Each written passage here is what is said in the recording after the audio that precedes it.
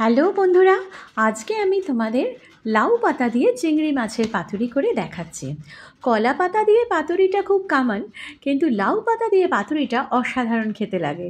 কলা পাতার পাতুরিতে কি হয়, কলা পাতাটা তো খাওয়া যায় না, কিন্তু লাউ পাতার পাতুরিতে লাউ পাতাটাও খাওয়া যায়, আর লাউ পাতার স্মেল, ফ্লেভার সব কিছু মিলিয়ে কিন্তু দুর্দান্ত লাগে। সামনে জামাই ষষ্ঠী, তোমরা এই রান্নাটা করতেই পারো, এবং এইটা করলে আমি বলতে পারি তোমাদের জামাই কিন্তু দুর্দান্তভাবে তোমাদের অ্যাপ্রিসিয়েট করবে, কারণ এই লাউ পাতা দিয়ে চিংড়ি মাছের পাতুরি কিন্তু অসাধারণ খেতে লাগে, আর খুব কম সময়ে রান্নাটা তৈরি হয়ে যায়।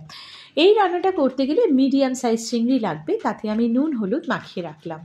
এবার মিক্সিতে আমি নিলাম একটা বড় টেবিল চামচ পোস্ত, একটা বড় টেবিল চামচ সর্ষে, সাদা সর্ষে নেব, একটা কাঁচা লঙ্কা, আর দেব দুটো বড় টেবিল চামচ নারকেল বাটা অথবা নারকেল কোড়া। নারকেল কোড়াটাই দাও, কারণ মিক্সিতে ওটা একসাথে বেটেই যাবে।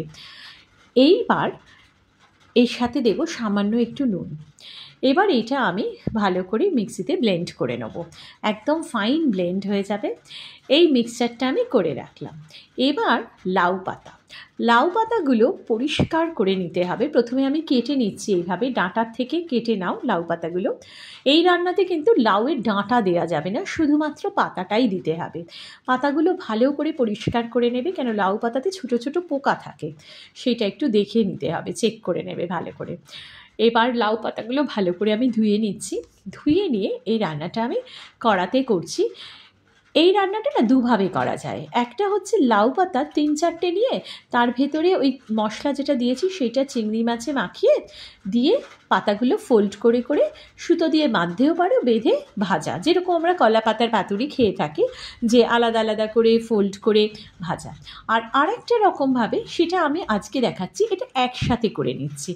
দেখো, কড়াই আমি সর্ষের তেল দিলাম। এবার পাতাগুলোকে আমি পর পর দিচ্ছি, অর্থাৎ ধরো 5টা থেকে 7টা পাতা আমি এই রকমভাবে দিয়ে দিচ্ছি, কারণ আমার পরিমাণটা বলে দিচ্ছি। আমার পরিমাণটা ছিল 400 গ্রাম চিংড়ি।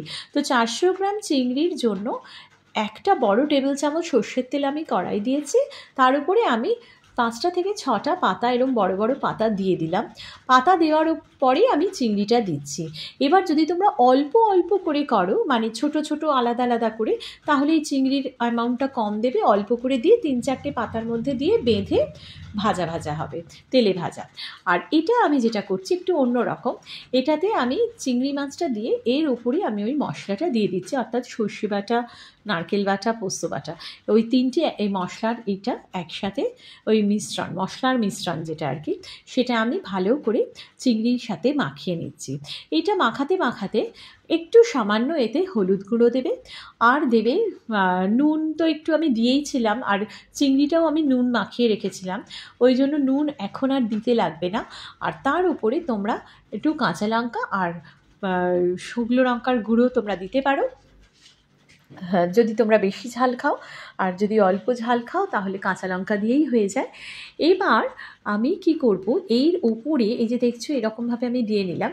এবার এর উপরে দিয়ে দেবো সর্ষের তেল, আরও 1 চামচ, একটা মানে 1 টেবিল স্পুন সর্ষের তেল। আবার এখানে তাহলে আমি এই মাপটা হচ্ছে 400 গ্রাম চিংড়ির জন্য 2 টেবিল স্পুন সর্ষের তেল লাগছে, এইটা মাপটা মনে রাখবে।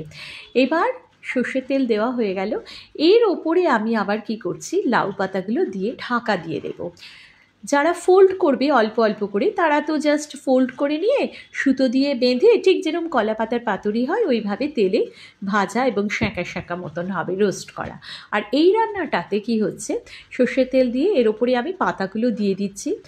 আরও 3-4টে 5টা 6টা পাতা তোমরা দিতেই পারো। 5-6টা পাতা দেওয়ার পরে আমি ঢাকা দিয়ে দেব 5 থেকে 7 মিনিট। 7 মিনিট থেকে মানে 7 থেকে 8 মিনিট, মানে প্রথমে 5 মিনিট একটু হাই ফ্লেম থাকবে, তারপরে একদম লো ফ্লেমে করে দেবো। লো ফ্লেমে পুরো রান্নাটা হয়ে যাবে।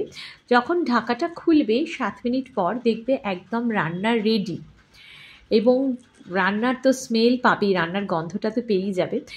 এরপর হচ্ছে রান্না তোমার রেডি, দেখো একদম হয়ে গেছে।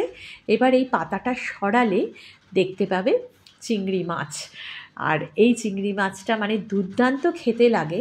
তোমরা এই রান্নাটা একবার করে খেয়ে আমায় কমেন্ট করে জানাবে, দেখবে কি অসাধারণ টেস্ট হয়।